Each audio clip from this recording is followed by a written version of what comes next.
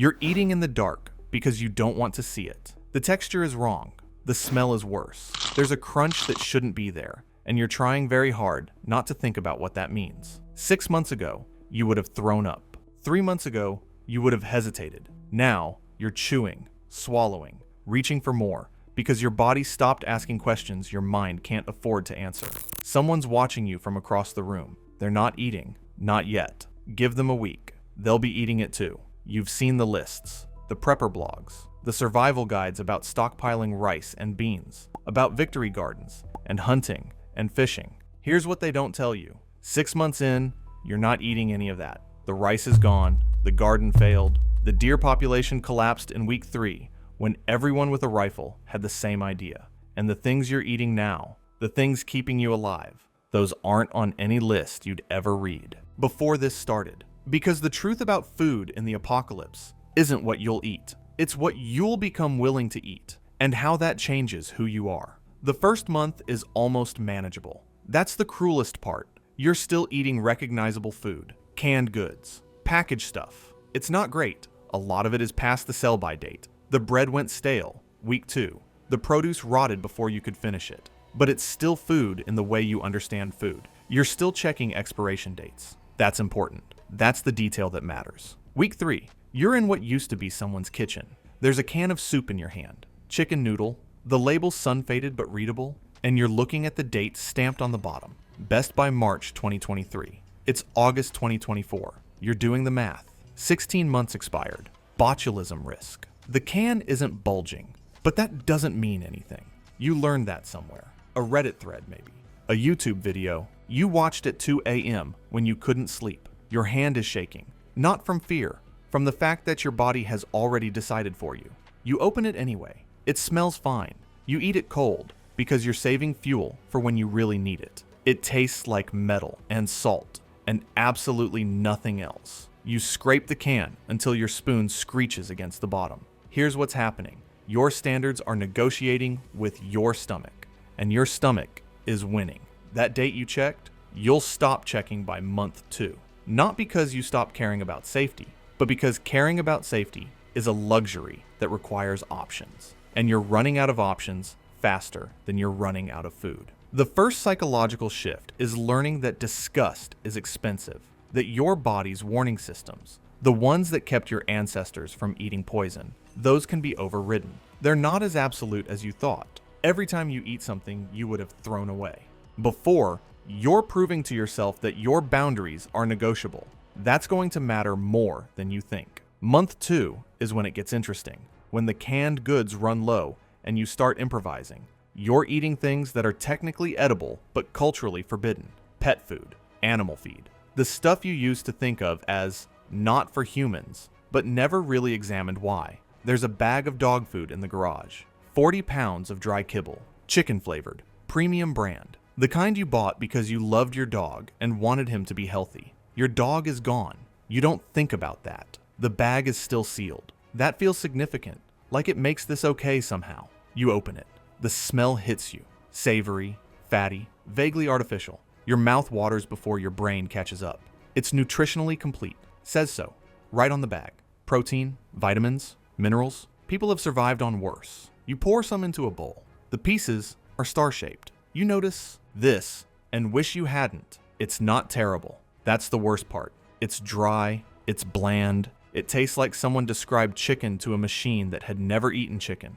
But it's not terrible. You add some hot sauce you found. That helps. You eat the entire bowl. You're already thinking about how to ration the rest of the bag. How long it'll last if you mix it with other things. Stretch it out. Here's what you're not thinking about. The fact that you just crossed a line you would have found unthinkable 2 months ago. And it was easy. Easier than you thought. That's the part you don't tell yourself about later.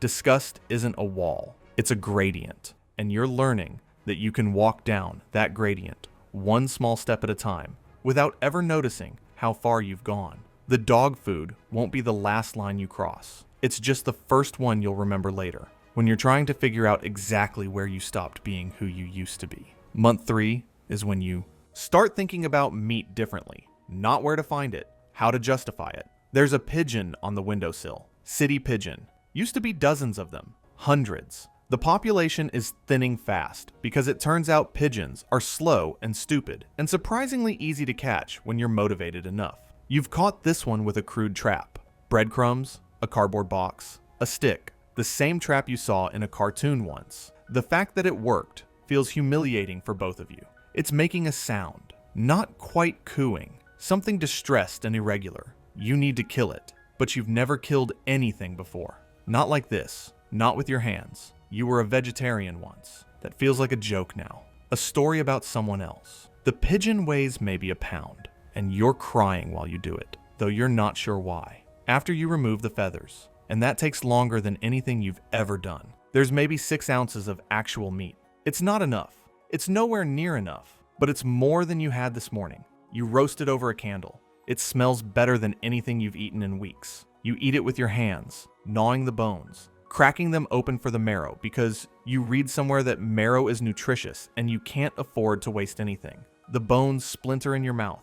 You spit them out and immediately feel guilty, like you've wasted food. You're thinking about the other pigeons now, the rats you've been seeing, that stray cat that's been watching you from the alley. You're thinking about calories per effort, risk versus reward. Which animals are easiest to catch? Which have the most meat? Which you can stomach killing? You're thinking like a predator, and that's new. That's different from who you were. And here's the thing. You're not disgusted by this. You're not horrified. You're just calculating, planning your next meal. The person you were 6 months ago would be horrified by the person you're becoming.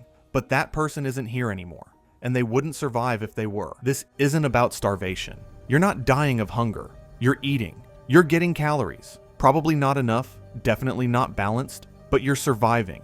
The horror isn't that there's no food. The horror is what you're willing to accept as food, what you're willing to do to get it. The distance between who you thought you were and who you're proving yourself to be, because your body doesn't care about your ethics. It doesn't care about your disgust response, or your cultural taboos, or your identity as someone who would never, ever cross certain lines. Your body just wants to stay alive, and it will drag your mind, kicking and screaming and rationalizing every step of the way into whatever it takes to make that happen. The question isn't what you'll be eating in 6 months. It's what kind of person eats it without hesitation. Month 4 is when food stops being about survival and starts being about control. You're in a group now, 14 people in a barricaded apartment building. There's a system. Someone's always in charge of food distribution.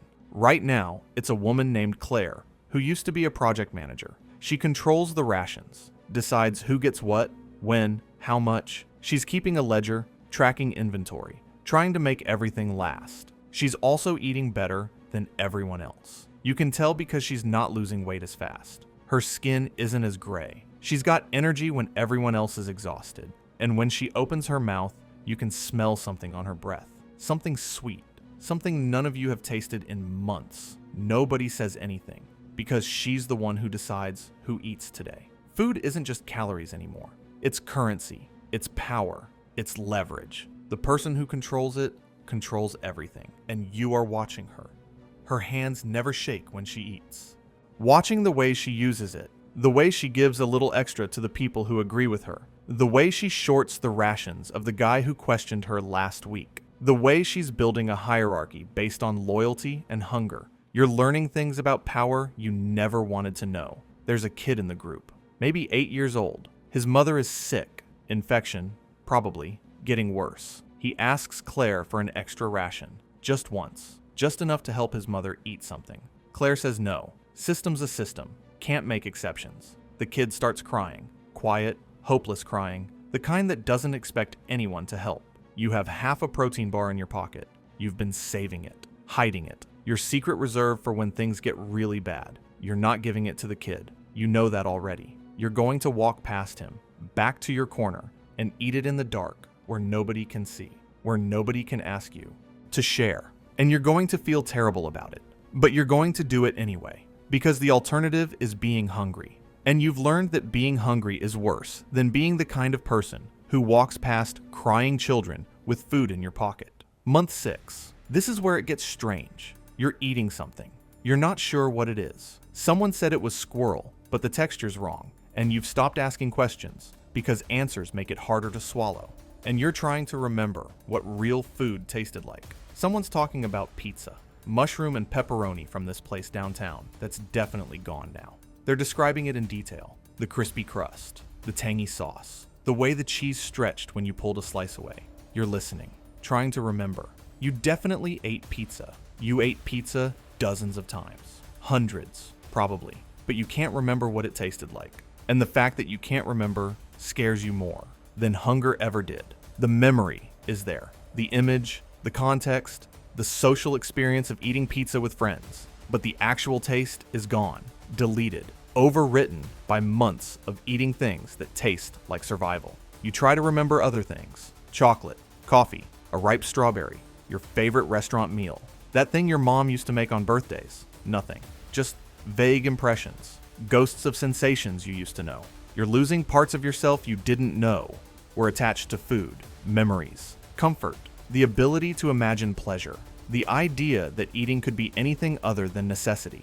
There's a worse thought under that one. The thought you're avoiding. What if the world comes back? What if this ends somehow and you survive and there's electricity again and grocery stores and restaurants and all the food you used to eat? Will you be able to go back? Will pizza taste like pizza? Or will it taste like the ghost of who you used to be? Someone soft and naive and completely unprepared for what they were capable of becoming? You're not the same person anymore.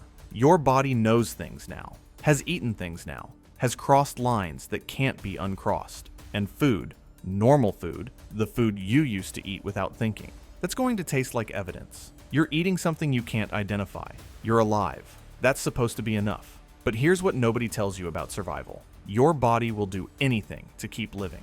Anything.